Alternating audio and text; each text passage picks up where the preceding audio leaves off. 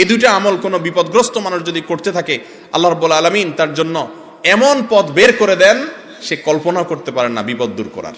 আমার জীবনে অনেকবার দেখেছি আমি চরম বিপদের মুখোমুখি এই দুইটা আমল প্রতি মুহূর্তে করতে থেকেছি। আল্লাহ তাআলা অলৌকিকভাবে অবিশ্বাস্যভাবে সাহায্য করেছেন। আপনি যদি চান আল্লাহ আপনার সব দোয়া কবুল করুক। আপনি যদি বিপদে পড়ে যান দেখবেন সাথে সাথে আল্লাহ তাআলা বিপদ দূর করেছেন। কিয়ামের বিধান কি? কিয়াম মানে দাঁড়ানো। কিয়াম করা ফরজ। কিয়াম করা কি ভাই? ফরজ। কিয়াম না করলে ফরজ তরক হয়ে যাবে। আল্লাহ তাআলা বলেছেন ওয়াকুমু লিল্লাহি কানিতিন, তোমরা আল্লাহর আনুগত্য করতে গিয়ে আল্লাহর হুকুম মানতে গিয়ে দাঁড়িয়ে যাও, কিয়াম করো। কে নির্দেশ করেছে? আল্লাহ। তাহলে কিয়াম করা কি? ফরজ। তো বসে আছেন কেন? কিয়াম করা ফরজ হলে আমরা সব বসে আছি কেন? ও নামাজের সময়, মাশাআল্লাহ, এই তো আপনারা ধরে ফেলছেন। নামাজের সময় কিয়াম করা কি রে ভাই? ফরজ। কেউ যদি শক্তি সামর্থ্য থাকা সত্ত্বেও তাগড়া মানুষটা বসে বসে আরাম করতে করতে নামাজ পড়ে, তার নামাজ হবে? আজকাল তো দেখা যায় যে একটু একটু ভাবসাবালা মানুষ হলে একটু আল্লাহ তাআলা তাকে হয়তো কোনো দিক থেকে একটু বড় করেছেন। সবাই না, আবার অনেক লোক আছেন অসুস্থ হয়ে চেয়ারে বসেন। কিছু কিছু লোকের কথা বলতেছে যে সব কাজ করে, লাফালাফি কুদাকুদি নাচানাচি সবই পারে মাশাআল্লাহ, কিন্তু ভদ্রলোক মসজিদে আসলে চেয়ার টেনে বসে। চেয়ারে কিন্তু বসে নামাজ পড়া জায়েজ আছে যে ব্যক্তির জন্য এছাড়া বিকল্প নাই, সে বাধ্য, মাজার রোগ, কোমরের রোগ, অসুখ বিসুখ হয়েছে, ঠিক আছে। কিন্তু অনেকে আছে যে অহেতুক একটু সামান্য শরীরটা মেজমেজ করতেছে, আজকে শরীরটা ভালো লাগতেছে না, বসে নামাজ শুরু করছে। তো এই কিয়াম না করলে নামাজ হবে? কিয়াম করা মানে দাঁড়ানো। আপনি জিজ্ঞেস করছেন কোরআন হাদিসের আলোকে কিয়ামের বিধান কি, আমি সরল উত্তর দিলাম। নামাজের মধ্যে যে দাঁড়ানো কিয়াম, সেটাও দাঁড়ানো। কিয়াম মানে কি করা? দাঁড়ানো। ওই দাঁড়ানোটা ফরজ। আর বাকি এমনি সময়ে আপনি কি ওয়াজ বসে শুনবেন না দাঁড়ায় শুনবেন, এটা আপনার ব্যাপার। শরীয়ত এখানে কোনো বাধ্যবাধকতা করে নাই। আমি ওয়াজ বসে করতে পারি, আমার মনে চাইলে আমি দাঁড়ায় ডায়াসেও বলতে পারি। এক্ষেত্রে শরীয়ত কোনো নির্দেশ নিষেধ করে নাই।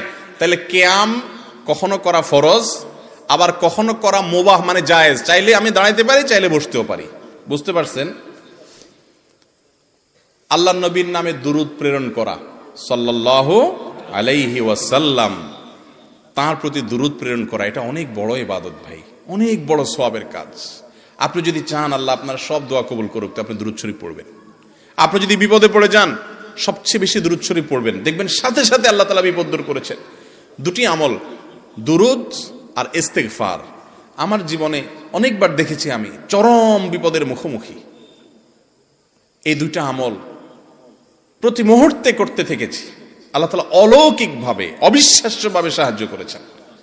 নবী করিম সাল্লাল্লাহু আলাইহি ওয়াসাল্লামের হাদিস থেকে স্পষ্ট বোঝা যায় দুরূদ এবং ইস্তেগফার এই দুইটা আমল কোনো বিপদগ্রস্ত মানুষ যদি করতে থাকে, আল্লাহ রাব্বুল আলামিন তার জন্য এমন পথ বের করে দেন সে কল্পনা করতে পারে না বিপদ দূর করার। তো এই যে দুরূদ এত ফজিলতপূর্ণ আমল, এই দুরূদটা বসে পড়বে না দাঁড়ায় পড়বে? কথা বলেন।